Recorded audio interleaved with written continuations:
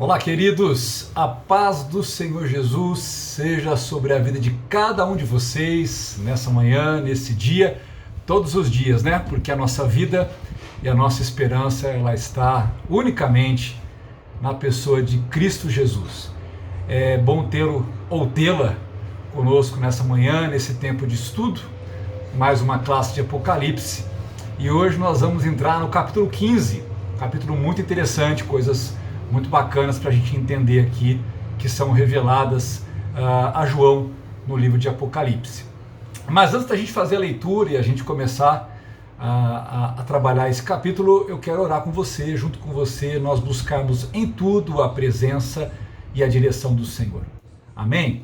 Pai querido, muito obrigado, Senhor, mais uma manhã, mais um tempo que temos de poder estudar a Tua Palavra, de poder crescer, Senhor, no conhecimento das Escrituras, e de um assunto tão importante, tão interessante, Senhor, e talvez tão próximo de nós, Senhor, que é o estudo de Apocalipse, daquilo que a Tua Palavra traz e revela no livro do Apocalipse, Senhor. Então nos ajude nessa manhã, fala conosco, nos capacite, assim oramos, pedimos e graças Te damos por tudo, Senhor, nesse tempo, nesse momento. Abençoa cada um que está participando dessa classe, cada um que está estudando, que o seu entendimento possa ser renovado, Senhor, e a sua fé possa ser aprimorada, fortalecida pela Tua Palavra e pelo Teu Espírito. Assim, graças Te damos por esse momento agora e o fazemos em nome de Jesus. Amém e amém. Bom, queridos, capítulo 15, eu vou ler aqui primeiro com você até o do versículo 1 até o versículo 4, depois nós vamos falar do versículo 5 até o versículo 8, tá? Não é um capítulo comprido, mas ele tem algumas coisas bem interessantes para a gente comentar aqui e trabalhar dentro desse capítulo, ok? Verso 1 diz assim: vi no céu outro sinal, grande e admirável. Aí ele vai mostrar o que ele viu. Ele fala: 7 anjos que tinham as 7 últimas pragas, porque nelas é consumada a ira de Deus. E vi como um mar de vidro misturado com fogo, e os que tinham vencido a besta e a sua imagem e o número do seu nome estavam em pé junto ao mar de vidro. Tinham as harpas de Deus e cantavam o cântico de Moisés, servo de Deus, e o cântico do Cordeiro, dizendo: grandes e maravilhosas são as tuas obras. Ó Senhor Deus Todo-Poderoso, justo e verdadeiro são os teus caminhos, ó Rei dos séculos. Quem não te temerá, ó Senhor, e não glorificará o teu nome? Pois só tu és santo. Todas as nações virão e se prostrarão diante de ti, pois os teus juízos são manifestos. Até aqui por enquanto. Vamos lá. Capítulo 15, gente. O que João vê no capítulo 15? Ele vai ver as 7 últimas pragas. Nós lemos aí, tá? Com a qual se completa, né? Se consuma a ira de Deus. Então o que a gente tem que entender sobre essas 7 últimas pragas, né? Que nós vamos ver no capítulo 16, que são as 7 taças da ira de Deus. Essas 7 pragas, tá? Elas são o que nós podemos entender, a expressão definitiva, final, completa do juízo de Deus sobre a maldade, sobre as forças do mal, sobre a iniquidade humana, sobre a face da terra naquele momento. Esse é um juízo que o Senhor vai lançar nessas 7 taças, e ele culmina onde? Tudo isso vai culminar para o quê? Para a segunda vinda de Cristo, ok? O que é importante a gente entender? O que é a palavra, né? As 7 últimas pragas, ou a palavra praga, ou em algumas versões, ou até mesmo a tradução disso é flagelo, tá? O que é praga, flagelo? Essa palavra, ela significa ferimento, ela significa açoite, tá? as 7 pragas, ou esses 7 flagelos, tá? São açoites enviados por Deus, tá? Para castigar os homens que são dignos, tá? São merecedores de receber aquilo por causa da sua reprovação. A reprovação de Deus pelas suas atitudes, pelo seu comportamento. Nós vamos entender aqui nesse tempo desse momento aqui do Apocalipse, né? Homens que escolheram adorar a besta, homens, né? Eu falo aqui homens e mulheres, pessoas, né? De todas as tribos, línguas, povos e nações que escolheram adorar a serpente, que escolheram adorar a besta, que receberam, né, a sua marca, o número do seu nome, tá? Então estes vão receber, estes vão experimentar esses flagelos, tá? Que vão ser liberados sobre a humanidade naquele momento, tá? Que elas estarão aí. Lembrando que isso acontece, nós estamos na segunda parte da tribulação, na grande tribulação. Nós tivemos na primeira parte da tribulação, tivemos as 7 trombetas ali, já falamos sobre ela em estudos anteriores, tá? Tomando um cafezinho maravilhoso nessa manhã. Hoje não tenho nenhuma caneca especial, é uma canequinha simples aqui para a gente caminhar aqui. Bom, vamos lá. Isso já aconteceu, o Senhor já mandou esses açoites, né? Já, por exemplo, ele mandou as pragas sobre os egípcios, né? É só a gente voltar lá no Antigo Testamento, o povo hebreu. O próprio povo de Israel, quando os israelitas estavam em rebelião, o Senhor também permitiu ali, o Senhor também açoitou o povo quando o povo estava numa condição de rebeldia diante do Senhor. Então, e aqui nós estamos vendo o que? O Senhor está enviando essas pragas, esses açoites, para castigar aqueles que na verdade adoram a besta. Ok? Vamos lá. Quando João começa aqui o capítulo 15, o que é interessante a gente analisar aqui? Do versículo 1 até o versículo 4, que foi o que nós lemos, o que a gente percebe aqui? É como se tivesse um culto a Deus acontecendo, tá? Você vê que ele vê os sinais, tá? Mas a partir do versículo 2, o que ele vê aqui? Ele vê um mar de vidro misturado com fogo, ele fala daqueles que venceram a besta e estavam em pé junto ao mar de vidro, tá? Aí fala de cânticos, de harpas, né? De louvor a Deus. Se você pegar essa leitura do versículo 2 até o versículo 4, ela é muito parecida, ela traz elementos muito parecidos com o que nós vamos encontrar lá em Apocalipse, no capítulo 4 e no capítulo 5, quando João vê o trono de Deus. E quando João vê ali o trono de Deus, se eu não me engano, em Apocalipse 4, acho que é o versículo 6, a mesma expressão de mar de vidro é usado ali. E se você voltar lá atrás, no início das nossas classes de Apocalipse, você vai ver que esse mar de vidro, ele tem, quando a gente viu aqui mar representa pessoas, multidão de pessoas. Então, a ideia que a gente trabalhou lá atrás e também a ideia que cabe aqui é justamente o que? Ele está tendo novamente a visão do trono e de uma multidão, né? Esse mar de vidro é uma multidão de pessoas que estão ali diante do trono. Tá? Agora ele tem um detalhe novo, ele fornece aqui um detalhe diferente que não aparece lá no capítulo 4, nem no capítulo 5. Que ele fala desse mar que é mesclado de fogo. Tá? E aí é interessante porque esse mar mesclado de fogo pode representar o quê? De uma forma diferente. Pode representar, justamente por agora ser o tempo da ira de Deus, né? Esse fogo representa o juízo de Deus, né? Algumas vezes o fogo é usado com a ideia de purificação, de santificação, mas se esse mar de vidro representa pessoas e as pessoas já estão ali diante do trono de Deus, então elas não estão ali sendo purificadas, ok? Elas já estão purificadas, né? Então esse mesclado de fogo que aparece aqui, que é a única informação diferenciada, há muita discussão o que é esse mar de fogo, né? Alguns vão relacionar esse mar de fogo pela presença daqueles que venceram a imagem da besta, porque se você ler aqui, né, ele fala do mar de vidro. A ideia do mar de vidro, gente, ela representa todas as pessoas de todas as eras, tá? Pelo menos como nós entendemos lá em Apocalipse 4, no versículo 6, que é a multidão de todos os que creram, de todos os que agora estão numa condição de salvação.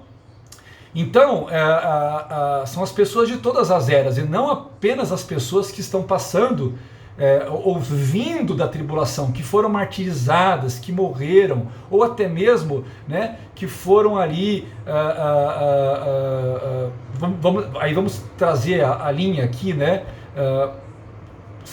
Seja ela meso-tribulacional, porque a pré-tribulacionista já entende que fala que a igreja já foi arrebatada, então de qualquer forma os que estão subindo da tribulação não pertencem, não participaram, né, não estiveram no arrebatamento, tá?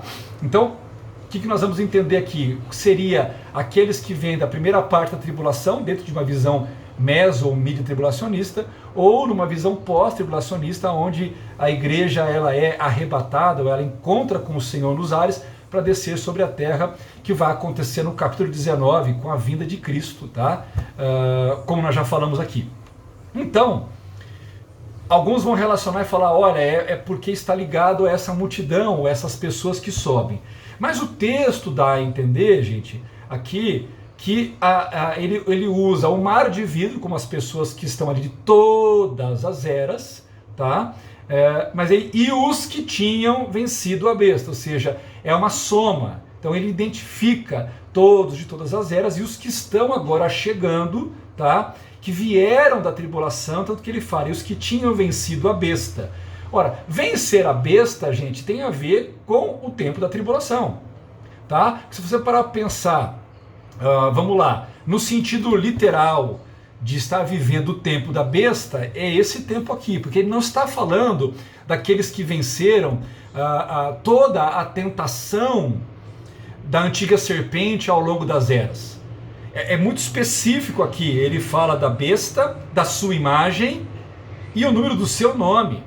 Isso é tudo Apocalipse capítulo 13, que é onde nós vamos encontrar esses três elementos, a besta, a imagem que é levantada ali com todo o apoio do falso profeta, tá? E depois sobre a questão da marca, o número do seu nome, que nós vimos lá, aquela questão toda de interpretar o mistério, né, que envolve lá o 666, ok?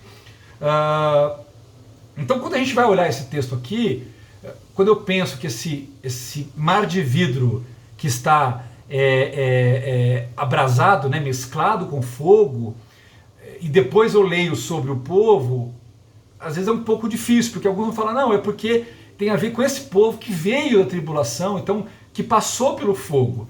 Pode ser, gente, pode ser, um pouco de interpretação isso, mas o texto mostra o quê? Que o mar de vidro já está misturado com fogo.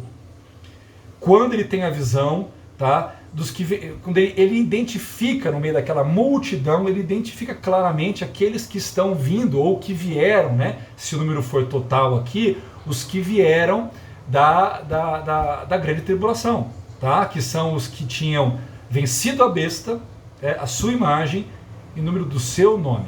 A ideia que traz aqui, gente, pode ser tanto daqueles que estão chegando, tá? Ou não, isso pode significar um número fechado, um número final. Que aí vai implicar muitas outras coisas, porque se isso aqui for um número final já de todos os que subiram, né, que venceram a besta, que venceram o poste ídolo e que não receberam o número do seu nome, quando ele fala aqui os que tinham vencido a besta já é o número total, então nós vamos ter que pensar então que antes das 7 taças, o Senhor já vai ter reunido esse povo para ele. Tá? Então quando vierem as 7 taças, você teoricamente não teria mais o povo selado, não estaria mais na face da terra. Mas aí nós entraríamos em outras tantas discussões de correntes que eu gastaria todo o restante da aula para ter que explicar cada uma delas. Tá? Então vamos no mais básico, vamos no mais simples aqui. Tá? O que dá a entender pelo verso 2 é que nós temos aí o mar de vidro, representando todas as pessoas de todas as eras, e ele identifica aqueles que venceram a besta. Então, pode ser que esse vidro misturado com fogo seja por conta do momento, seja essa expressão, né, do povo que está aí talvez aguardando, ou um símbolo, porque daqui a pouco nós vamos ter as taças da ira que vão ser derramadas, tá? Então não é fácil identificar por que essa informação que estão mesclados com fogo, tá? Mas alguns acreditam que porque seja o tempo agora do juízo, que o povo de Deus vai agora ver o juízo do Senhor sobre a terra, e o fogo também é símbolo do juízo de Deus sobre a terra, ok? Outra informação importante aqui, tá? Que esses que estão aqui no mar de vidro e que venceram a besta, tá? Vamos colocar aqui os vencedores, né? Eles estão fazendo o quê? Eles estão entoando cânticos aqui, e cantavam o cântico de Moisés, servo de Deus, e o cântico do Cordeiro. Tá? Aqui é interessante porque depois ele fala, dizendo, grandes e maravilhosas são as tuas obras, ó Senhor Deus Todo-Poderoso. Vamos analisar isso aqui. João está fazendo uma referência aqui, gente, ao cântico de Moisés, que é registrado no capítulo 15 do livro de Êxodo. Tá? Lá tem o cântico de Moisés. Tá? Deixa eu até ver se eu consigo abrir rapidinho aqui. Êxodo 15, tá? É um cântico comprido, que é um cântico, na verdade, de Moisés e de Miriam, tá? Êxodo 15, 1 fala, então cantaram Moisés e os filhos de Israel este cântico ao Senhor. Então lá, cantai ao Senhor, né? Pois sumamente se exaltou, aí lançou no mar o cavalo e seu cavaleiro. Tudo isso, gente, que você vai ler aqui em Êxodo 15, tem a ver o quê? Tem a ver com a vitória que o Senhor deu ao povo hebreu quando os livrou do Egito, tá? E do poder de Faraó. Então é a libertação do povo de Israel do Egito quando eles atravessam o Mar Vermelho, tá? Depois ele fala aqui do cântico do Cordeiro. E o cântico do Cordeiro já é essa referência à obra expiatória na cruz, né? Ou seja, fala do seu sofrimento, fala da sua vitória. Então isso mostra que eles estão cantando isso, tá? Mas no versículo 3, então cantavam o cântico de Moisés, servo de Deus, e o cântico do Cordeiro, dizendo. Então o que dá para entender é que eles estão cantando o cântico de Moisés, estão cantando o cântico do Cordeiro, mas eles também estão dizendo, ou seja, qual que é a ideia aqui? É uma continuidade, né? De continuidade de louvores a Deus, de adoração a Deus, porque agora, né, o que nós vamos ler aqui é um cântico que eles estão cantando em unidade. Então, ó, grandes e maravilhosas são as tuas obras, tá? Então você vai encontrar isso tanto no cântico de Moisés, quanto nessa ideia de você pensar que seria o cântico do Cordeiro, das obras de Cristo, da obra da salvação, da obra da redenção, tá? Ó Senhor, Deus Todo-Poderoso, justo e verdadeiro são os teus caminhos, ó Rei dos séculos, quem não temerá o Senhor e não glorificará o teu nome? Pois só tu és santo, todas as nações virão e se prostrarão diante de ti, pois os teus juízos são manifestos. É interessante esse cântico aqui, agora que está sendo descrito para nós, porque ele tem muito a ver, ele de certa forma nesse cântico, você vai entender, esse cântico ele serve para exaltar, e ele também mostra por que o que vai acontecer na frente é válido, é justificável, ok? Então vamos lá, é importante você gravar, tá? A mensagem dessa expressão do cântico de Moisés, do cântico do Cordeiro, mais esse cântico que ele é cantado de forma uníssona aqui, é exatamente isso, é dizer o quê? que Deus libertou da opressão do mundo iníquo, né? E que esse mundo iníquo vai ser castigado, tá? Pelas pragas que serão enviadas por Deus, tá? Então nós temos aqui todos os fiéis de todas as eras aqui cantando, declarando, né, a grandeza do Senhor, que eles venceram, né, venceram a tentação, venceram as perseguições, venceram as aflições deste mundo, e agora eles estão o quê? Eles estão seguros na presença do Senhor. Venceram também, como nós lemos aqui, venceram a besta, né, a marca da besta, e agora todos estão seguros na presença do Senhor.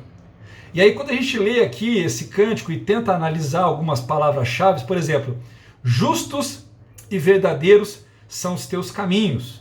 E depois tem aqui, quem não te temerá e não glorificará o teu nome, pois os teus juízos são manifestos. É interessante essas três partes, porque essas três partes elas têm muito a ver com o que nós vamos ver a partir do capítulo 16, indo até o capítulo 19, com a vitória de Cristo, quando ele volta então na sua segunda volta, na sua segunda vinda à Terra, ok? Então vamos lá, a gente vê aqui o cântico dizendo o quê? Que justos e verdadeiros são os teus caminhos, tá? Isso é um aviso. Essa declaração é uma declaração de reconhecimento. Os caminhos do Senhor são justos, tá? Os caminhos do Senhor são verdadeiros, ou seja, até mesmo se os caminhos do Senhor são justos e os caminhos do Senhor são verdadeiros, até mesmo quando o Senhor aplica juízo, esse juízo é justo. Por quê? Porque os caminhos do Senhor são justos. Então, se o Senhor trouxer ira, trouxer julgamento, esse julgamento não é injusto.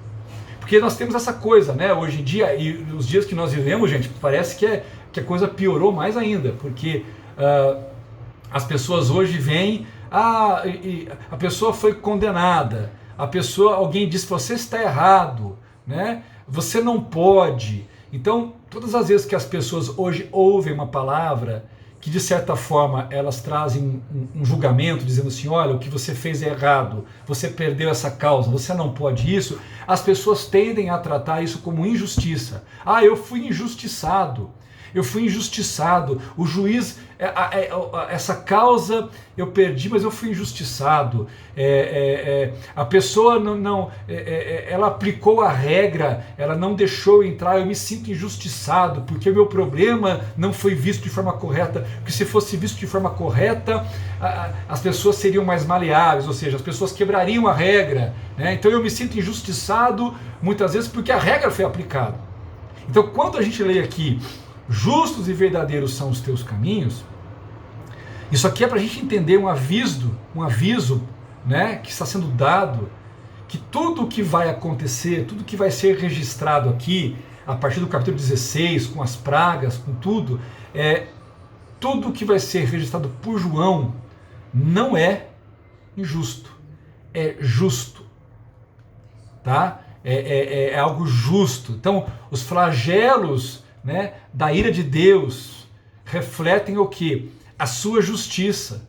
Eles são verdadeiros, eles são corretos, tá? Não são injustos, eles são corretos, ok? E no final aqui você vai entender, porque eu vou mostrar para você, né, essa diferença do que aconteceu nas trombetas e nas taças, para a gente entender como Deus não está sendo injusto em mandar a sua ira, tá? Em mandar os seus flagelos. Tá? Então é interessante porque ele coloca aqui, né, justos e verdadeiros são os teus caminhos. Então é um aviso. Nada do que você vai ver daqui para frente, nada é injusto. Tudo que vai acontecer daqui para frente é justo. Os flagelos que Deus vai mandar, eles são manifestações da sua justiça, da sua verdade, né, de que os seus caminhos são retos. Ok? Aí no versículo 4, gente, tá? Há uma pergunta que é feita. Quem não te temerá, ó Senhor, e não glorificará o teu nome? Então é uma pergunta interessante. Vamos tentar trabalhar isso, porque essa pergunta está sendo entoada pelos santos, né? Está sendo entoada pelo aquele mar de vidro por todos que estão diante do trono. E eles estão diante do Senhor dizendo isso. Quem? Quem pode não temer? Quem pode não glorificar? É como se trouxéssemos em outras palavras, dizendo assim, será que existe alguém suficientemente louco para diante de toda a manifestação da grandeza, do furor da ira de Deus, da possibilidade real do seu juízo, de não lhe render glória, né? De não reconhecê-lo. Lembrando, gente, que nós já falamos aqui do Evangelho Eterno, nós já falamos aqui durante as trombetas, né? Que as pessoas ali com resistência não abandonavam a sua idolatria, o seu engano, o seu assassino, não mudavam as suas atitudes. Agora o cafezinho ficou meio morninho aqui, vamos ter que voltar para a água só. Vamos lá, gente. Então essa pergunta, será que existe alguém louco o bastante para que diante da glória, da grandeza de Deus, da sua justiça, né, do furor do seu juízo, de tudo que já aconteceu sobre a terra, será que existe alguém que é louco para não lhe render glória? Essa resposta nós não temos aqui no capítulo 15, essa resposta nós vamos ter no capítulo 16, e lá você vai ver como o capítulo 16 vai responder isso. Ok? Então aguarda para a semana que vem que nós vamos falar sobre isso aqui. Versículo 5, que nós não lemos, então eu vou ler até o versículo 8 aqui, que fala assim: depois disto olhei, e abriu-se no céu o santuário do tabernáculo do testemunho, e os 7 anjos que tinham as 7 pragas saíram do templo, vestidos de linho puro e resplandecente, e cingidos à altura do peito com cintos de ouro. Um dos 4 seres viventes deu aos 7 anjos 7 taças de ouro, cheias da ira de Deus que vive para todo sempre. E o templo se encheu de fumaça, procedente da glória de Deus e do seu poder, e ninguém podia entrar no templo, enquanto não se consumassem as 7 pragas dos 7 anjos. Vamos entender, porque isso aqui é muito interessante, gente, e às vezes passa batido isso, essa coisa de estar no templo, dos anjos que aparecem no templo, depois o templo se enche, ninguém consegue entrar. Isso aqui tem uma explicação, tá? Então vamos lá, João, versículo 5, tá? Observe, ele olha, ele vê o santuário do tabernáculo do testemunho. Vamos lá, tabernáculo do testemunho. O que nós vamos ver aqui são alguns elementos, algumas expressões, algumas referências ao Antigo Testamento, algumas coisas referentes ali ao templo do tabernáculo, né? Que é aquela estrutura móvel que o povo, ali junto com Moisés, o povo montava, desmontava, que depois, né, no tempo de Davi, né, Davi separou tudo, organizou tudo, e Salomão construiu então o templo, né, que ficava ali no alto do monte do templo, ok? Mas aqui ele está fazendo uma referência ao tabernáculo do testemunho. Ali era o antigo santuário, tá? Podemos dizer que é onde também ficava o templo, o lugar do templo, tá? Mas essa primeira referência, tabernáculo, ela cabe muito mais àquele tabernáculo móvel que era montado, tá? Do que propriamente ao templo, a referência do Santíssimo Lugar do templo de Jerusalém, ou templo de Salomão, tá? Ambas servem, mas acho que de uma forma mais específica, mais correta. Vamos ficar inicialmente com a leitura lá do tabernáculo, tá? Mas aí quando ele fala aqui tabernáculo do testemunho, é justamente o que? Aquela área do santuário, daquela parte mais do Santíssimo Lugar, porque era no Santíssimo Lugar que ficava a Arca da Aliança.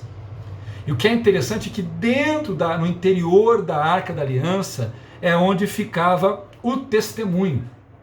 Qual era o testemunho? Tá, o testemunho não era a arca em si, apesar que a arca tinha aquela referência dos querubins, aquela coisa toda. Mas dentro da arca, o que foi colocado lá? Colocado as tábuas da lei.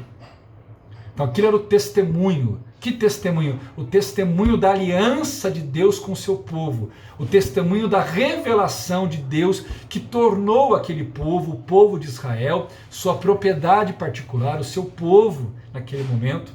Tá? E ali estava os mandamentos, as leis, que na verdade nós poderíamos ver como um grande contrato, né? Onde Deus estabeleceu aquele contrato, né?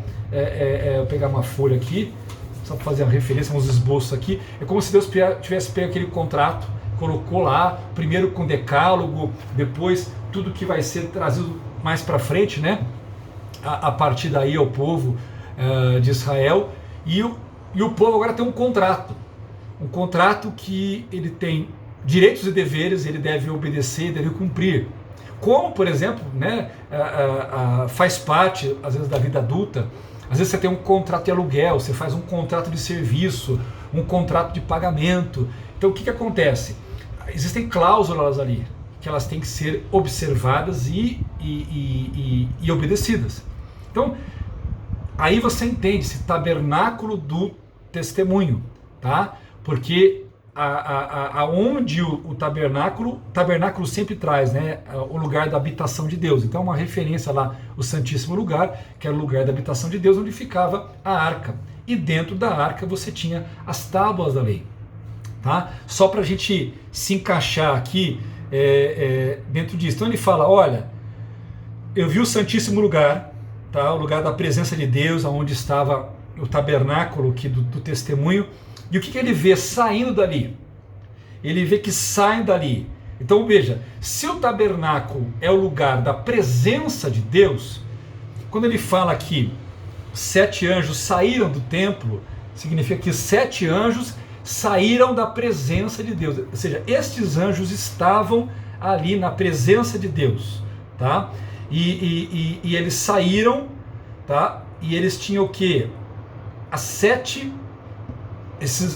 eles vão receber, né, as 7 taças, que são as 7 pragas, tá? Os 7 flagelos. É isso que o texto está trazendo para nós aqui. Então, a abertura do tabernáculo, né, ao abrir e João ver, significa o quê? E esses anjos esses 7 anjos estarem saindo da presença de Deus, os anjos que é informado que são os anjos que vão levar as taças, né, os flagelos da ira de Deus, significa o quê?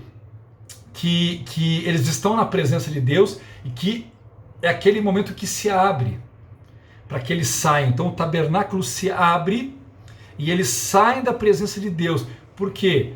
Porque agora vai se consumar a ira de Deus sobre o mundo. Tá? Então isso é para enfatizar isso. Tá? Chegou o momento. Tá? Que mais aqui? Então eles procedem da presença de Deus. Outra coisa interessante aqui, eles estão vestidos de uma forma muito parecida com os sacerdotes. Tá? Então você traz um pouco dessa ideia. Tá? Eles estão aqui, olha, vestidos de linho puro, resplandecente, cingidos à altura do peito com cintos de ouro. Né? Então dá uma ideia de que eles estão... porque se você pegar, né, o que era o sacerdote no Antigo Testamento, né? Os sacerdotes eram intermediários entre Deus e a nação de Israel. Tá? Tanto que o sumo sacerdote, uma vez por ano, ele era o único que entrava no Santíssimo Lugar. E ali ele oferecia expiação pelo pecado da nação. Mas todo o rito, né, do templo, do tabernáculo do templo, eram as pessoas chegando, procurando os sacerdotes, e ali as pessoas traziam suas ofertas, ali as pessoas faziam o sacrifício do novilho, tá? Tudo acontecia com os sacerdotes que tinham essa representação. Por isso, queridos, que quando nós chegamos na nova aliança, a nova aliança ela não tem mais um grupo de sacerdotes. Na nova aliança, todo o povo é sacerdotal. Por quê? Porque todo discípulo de Jesus, todo cristão, todo aquele que crê em Jesus é um sacerdote. Nós temos um sacerdócio real. Esse sacerdócio significa que nós ministramos diante de Deus a nossa própria vida, a nossa própria fé, a nossa própria caminhada, a nossa adoração a Ele, o nosso louvor a Ele, Também nós, diante do Senhor, intercedemos pelas vidas, pelas pessoas, pelas causas, mas nós também intercedemos diante dos homens. Intercedemos apresentando o Evangelho, levando as boas novas, falando do Senhor. Então, observe que existe essa relação do sacerdócio vertical e horizontal. E biblicamente, o Novo Testamento diz que são todos, nós somos uma nação de sacerdotes. Então, o pastor não é sacerdote, tá? Não confunda isso com a doutrina católica romana, porque o padre na doutrina católica romana, ele é um sacerdote, ele faz um papel de Cristo ali, ele é o intermediador, tá, entre Deus e os homens.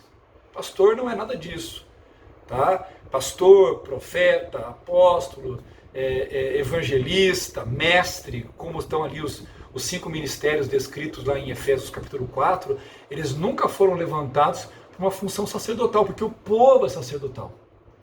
Eles são levantados para cuidar do povo, dirigir o povo, evangelizar pessoas, levar o evangelho, né? Receber a instrução de Deus. Então, há várias coisas que esses ministérios, esses 5 ministérios têm, tá? Mas sacerdócio não é uma função dele. Não é uma função encontrada em nenhum desses ministérios, porque é para todo o povo, tá? Dito isso, só para colocar cada coisa no seu devido lugar, tá?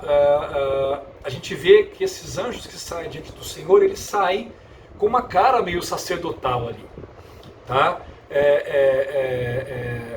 Isso significa que eles são o quê? Eles são anjos representantes da própria ira de Deus, tá? Eles vão ser liberados para representantes da própria ira de Deus. Ok? Vamos em frente aqui. Aí o texto vai dizer para nós, tá? Aí um dos 4 seres viventes, né? Ele dá aos 7 anjos as taças, tá? Quando eles saem da presença de Deus, eles estão incumbidos da missão, tá? E depois eles vão receber as taças, para que depois, segundo nós vamos ver no capítulo 16, cada um a seu tempo vai ser liberado para derramar a taça sobre aqueles que habitam a terra, ok? Aí o texto vai dizer outra coisa bem interessante para nós aqui. O texto vai dizer assim no versículo 8: e o templo se encheu de fumaça, procedente da glória de Deus e do seu poder, e ninguém podia entrar no templo enquanto não se consumassem as 7 pragas dos 7 anjos. Vamos entender, porque essa é uma informação que, se você não parar para analisar, parece apenas que de repente Deus encheu de glória o lugar, tá? A sala, ninguém podia entrar lá, pronto, porque Deus é tão glorioso, tão grandioso. Observe, o lugar já é o lugar da sua glória, ok?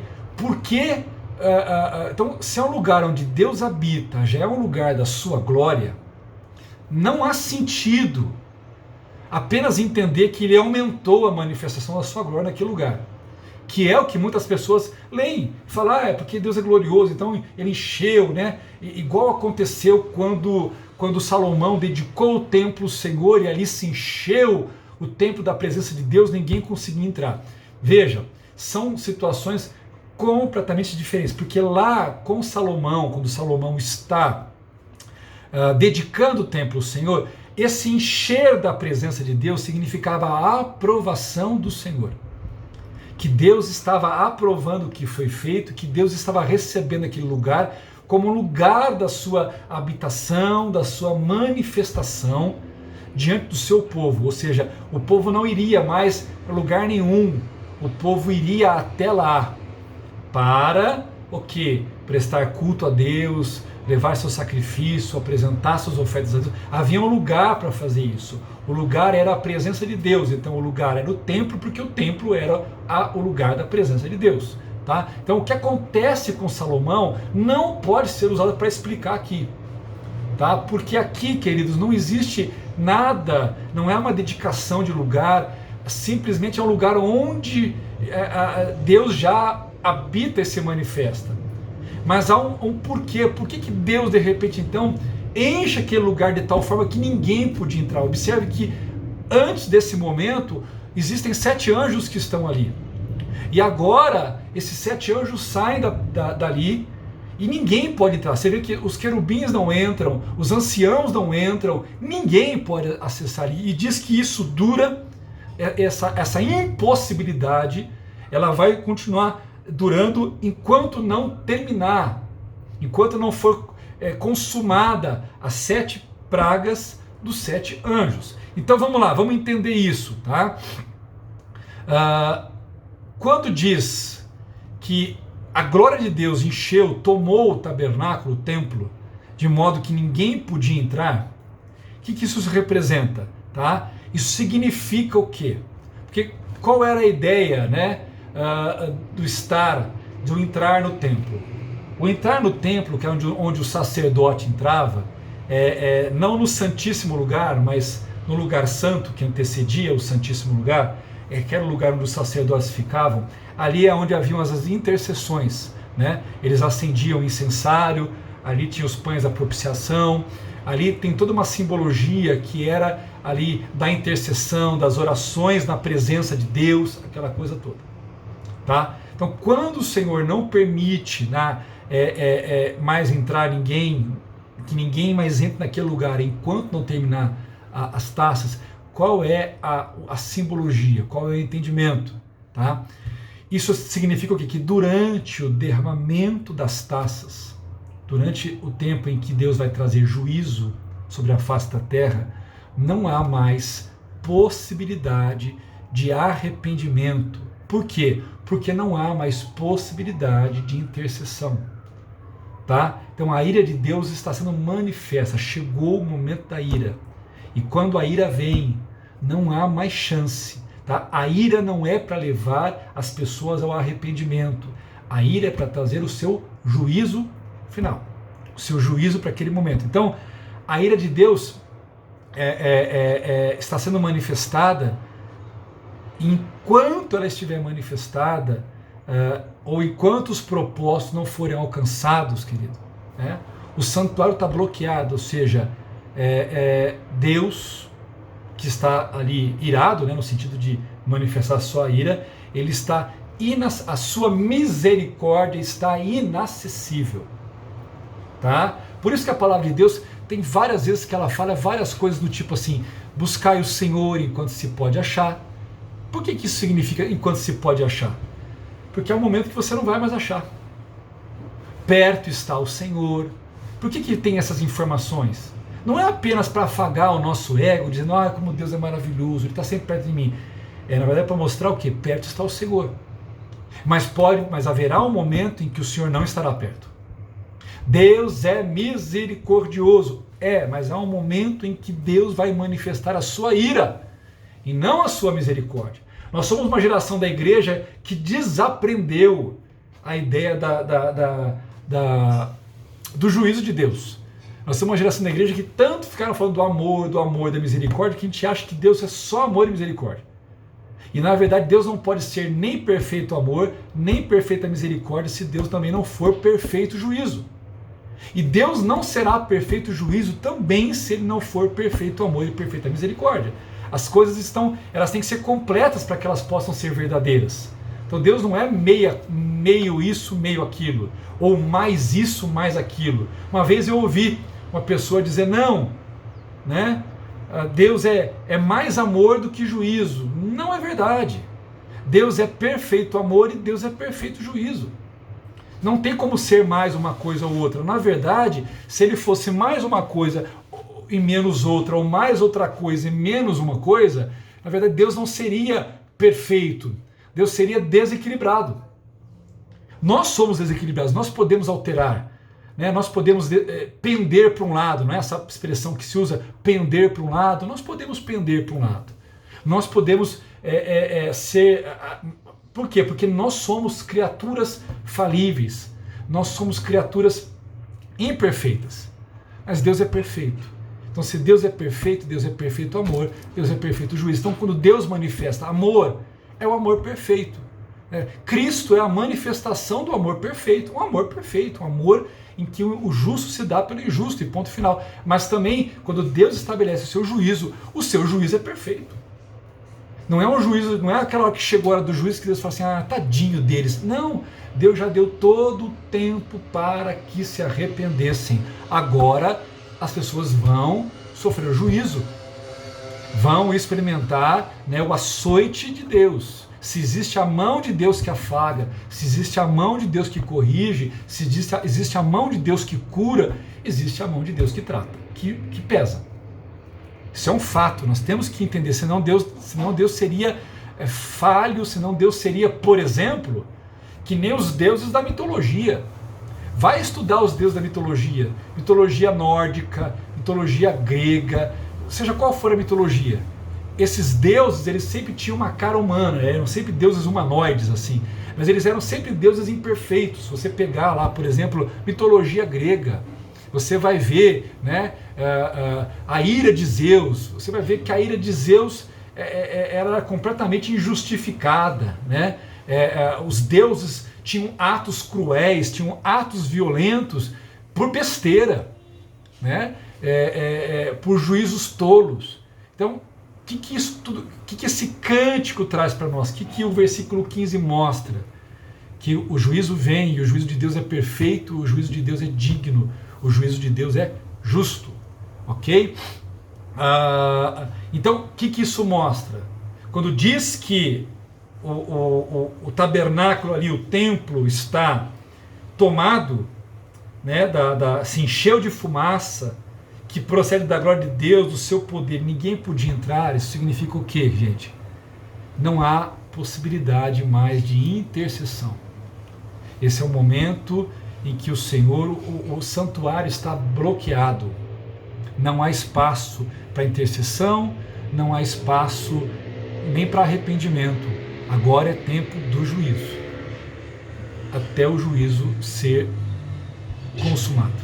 Tá? Então, a ideia do santuário bloqueado é justamente, ou seja, a misericórdia de Deus agora está inacessível. Tá? Por quê? Porque é o tempo em que Deus está manifestando o seu juízo sobre os habitantes da terra. Tá? Então, só para a gente fechar aqui, é importante a gente entender que nós vamos entrar na semana que vem, essa ligação, entre as 7 taças e as 7 trombetas. Tá? Se você pegar aqui o versículo 5 e 8 do capítulo 15 aqui, que nós estamos lendo, você vê aqui toda a preparação, Os anjos saem da presença de Deus, eles recebem a taça, tá? O templo se enche com a glória, cheio da fumaça da presença de Deus, tá?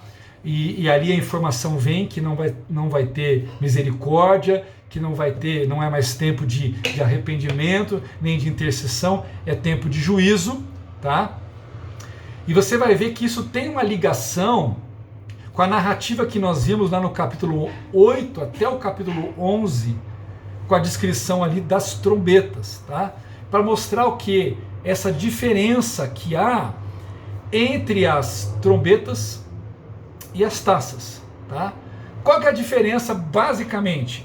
É que as trombetas, elas eram o que? Advertências, elas advertiam o homem acerca do juízo de Deus que viria. Então eram advertências, tá? Enquanto, tanto é, gente, que se você for lá, e pegar, por exemplo, voltar às aulas aqui que nós falamos das trombetas, você vai perceber o quê? Que era progressivo, ia acontecendo cada uma das trombetas, só que as trombetas, a destruição delas era parcial. Então, a trombeta adverte o homem do juízo de Deus, já as taças, elas têm a ver o quê? É a consumação da cólera, da ira de Deus. Então as trombetas representam um juízo parcial, Tá? Enquanto que as taças, eu ia falar traça, gente, enquanto que as taças, elas mostram o quê? Um juízo final, um juízo total. Vocês vão ver isso. Tá? Vamos lá, juízo parcial e juízo total. Né? As trombetas, por exemplo, você vai ver lá, e destruiu 1/3 da terra. É um juízo parcial. Quando a gente for lá, destruiu 1/3 do mar, 1/3 dos rios, afetou 1/3 da vegetação. Tudo isso é parcial. Quando você vai para as taças, né? Nas taças, o que? A destruição é total. Então não é 1/3 da terra, é a terra. Não é 1/3 do mar, é o mar. Não é 1/3 do rio. É a totalidade dos rios, da água potável. Tá? Outro elemento interessante que vale a pena somar aqui, se você for, por exemplo, há uma inversão quando você lê as trombetas e as taças. Uma inversão aonde Deus põe o foco do seu juízo. Se você for nas trombetas, 4 trombetas se referem aos elementos naturais e 3 se referem, olha eu errando aqui, 3 se referem aos homens. Se você for para as taças, você vai ver que 4 se referem aos homens e 3 se referem aos elementos naturais. Então isso mostra o quê? As taças da ira mostram uma intensificação do juízo de Deus sobre o homem. Tá? E não necessariamente um juízo sobre os elementos naturais, que é inverso isso quando você vai olhar as trombetas. Ok? Então, se com as trombetas há o juízo acompanhado do convite ao arrependimento, tá? Nas taças não há mais oportunidade de se arrepender. Até porque a gente está vendo também com as taças essa questão das pessoas estarem com a marca da besta. Tá? Então, as pessoas de fato já estão, aquilo que Paulo vai falar numa das suas cartas, Paulo fala de mentes cauterizadas. As pessoas estão cauterizadas já. Tá? Então, não há mais oportunidade de se arrepender. Então as taças mostram a ira de Deus sem as trombetas, elas têm um pouco do juízo de Deus, mas com misericórdia. As taças, elas mostram a ira de Deus sem misericórdia. Ok? Então, e tanto as taças como as colheitas, elas terminam sempre com um cenário que aponta o juízo final. Né? No final das taças, no final das trombetas, após o tempo das trombetas, você vai ver lá aquela descrição que nós já falamos anteriormente da colheita do trigo, né? E dos ímpios sendo esmagados na colheita das uvas, né? Eles sendo esmagados no lagar da ira de Deus. Tá? E vocês vão ver agora, a partir de Apocalipse 16, que a descrição nas taças do juízo ela é até mais pesada. Mas aí nós vamos falar isso na semana que vem, quando a gente entrar em Apocalipse 16. Amém, queridos? Que Deus abençoe a vida de vocês ricamente. Espero que essa aula hoje possa ter ajudado você a crescer um pouquinho mais no conhecimento do livro do Apocalipse. Vamos orar? Pai, muito obrigado, Senhor, por esse tempo, por essa aula, por essa classe, por a Tua palavra, Senhor, que traz instrução e nos ajuda cada vez mais a entender todas as coisas. Assim, graças te damos por esse tempo e oramos no santo, bendito e maravilhoso nome de Jesus. Amém. Deus abençoe. Um grande abraço. Tenha uma excelente semana. Fique na paz e na graça de Cristo Jesus. Até mais.